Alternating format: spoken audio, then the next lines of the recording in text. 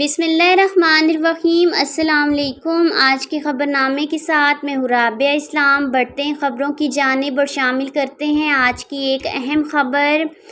پاک فوج کی ملک کے سیلاب متاثرہ علاقوں میں بچاؤ اور امدادی کارروائیاں جاری ہیں۔ Army chief general Qamar Javed Bajwa آج سوات میں سیلاب سے متاثرہ علاقوں کا دورہ کریں گے۔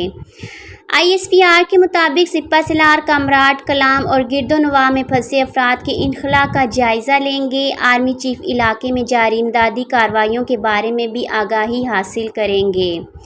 ریسکیو اور ریلیف آپریشن کے لیے ملک کے سیلاب سے متاثرہ علاقوں میں 82 ہیلی کاپٹرز کی پروازیں کی گئیں۔ 27 ہیلی کاپٹر طیاروں نے گزشتہ 24 گھنٹوں کے دوران پھنسے ہوئے 316 افراد کو نکالا اور 23,000 ٹن سے زیادہ راشن اور امدادی سامان پہنچایا۔ درِ اثنا ترکی سے 7 فوجی طیارے امدادی سامان لے کر کراچی پہنچ گئے اور متحدہ عرب امارات سے 3 فوجی طیارے راولپنڈی پہنچے۔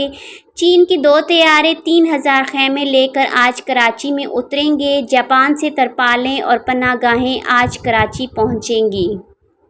ایک اور خبر شامل کرتے ہیں۔ سندھ میں سیلاب متاثرین کے لیے ادویات کی کمی کا سامنا ہے، جس کے باعث محکمہ صحت نے 75 کروڑ کے فنڈز مانگ لیے ہیں۔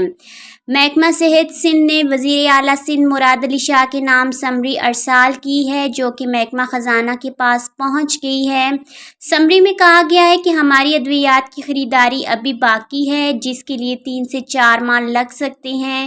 اس وقت حالات مختلف ہیں اور بیماریاں پھیلنے کا خدشہ ہے، اس لیے ہمیں پہلے ہی بجٹ فراہم کیا جائے تاکہ ادویات کی خریداری وقت سے پہلے کی جا سکے اور تمام اسپتالوں اور ریلیف کیمپوں میں ادویات کی کمی کو بروقت پورا کیا جا سکے۔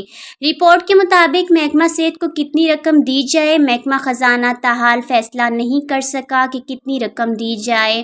آج کے خبر نامے میں بس اتنا ہی۔ مجھے دیجیے اجازت۔ اللہ حافظ۔